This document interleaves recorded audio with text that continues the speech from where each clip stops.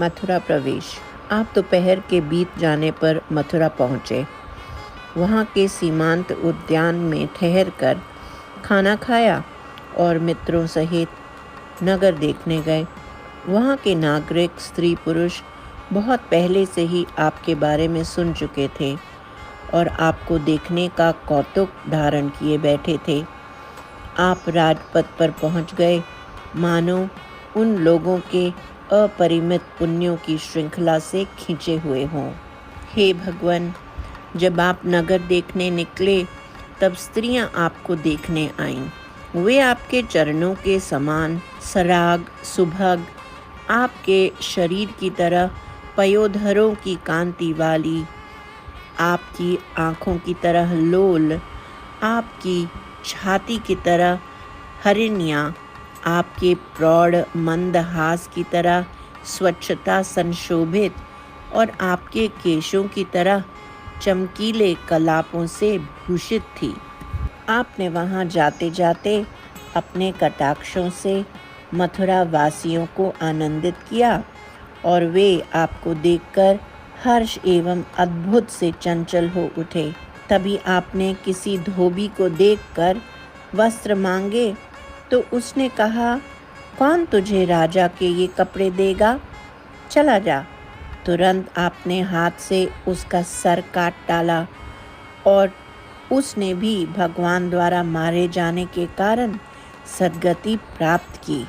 कोई एक बुद्धिमान जुलाहा जो आपको देखकर संतुष्ट हो रहा था, आपको पहनने योग्य वस्त्र देने को तैयार हुआ। तब आपने उसे अपने पद को पहुंचाया, अर्थात मोक्ष दे दिया। कौन जाने जीवियों का कैसा पुण्य है।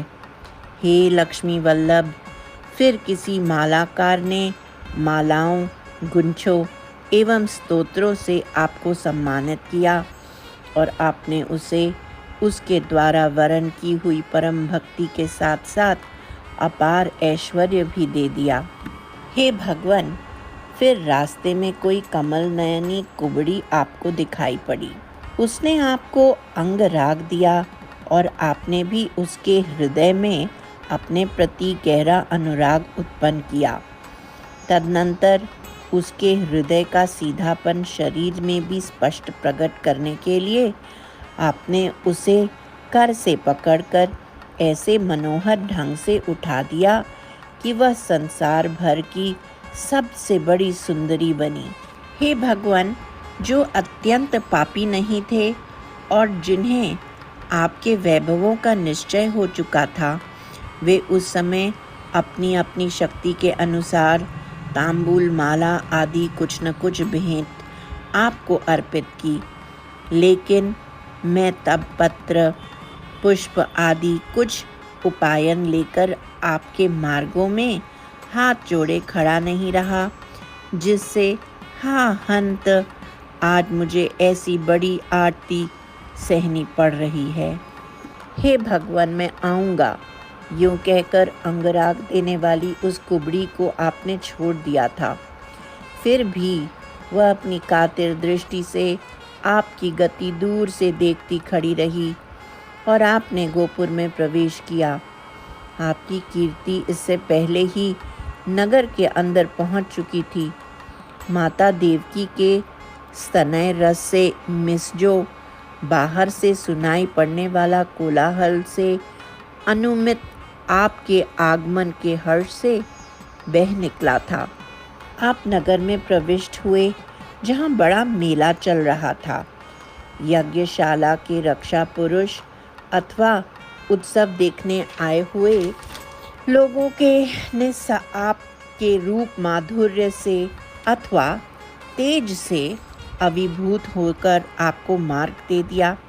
आपने यज्ञशाला में प्रवेश किया जहाँ वह श्रेष्ठ चाप मालाओं से भूषित एवं पूजित रखा हुआ था। रक्षीजन लेना मत इतना भी कह ना पाए कि इससे पहले ही आपने उसे हाथ में ले लिया, बाण चढ़ाया, खींचा और तोड़ डाला।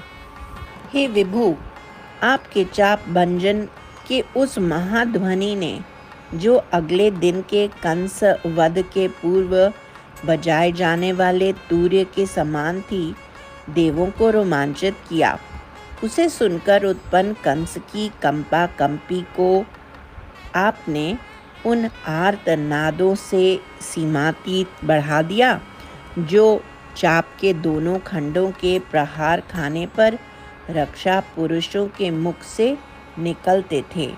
सज्जनों ने बड़ी प्रीति से और दुर्जनों ने भीति से आपकी महिमा को देखा और अनुभव किया। आप नगर का ऐश्वर्य देखते हुए शाम तक घूमे, फिर उद्यान में वापस आकर अपने मित्र श्री दामा से राधा के विरह से उत्पन्न दुख का वर्णन करते हुए सो गए।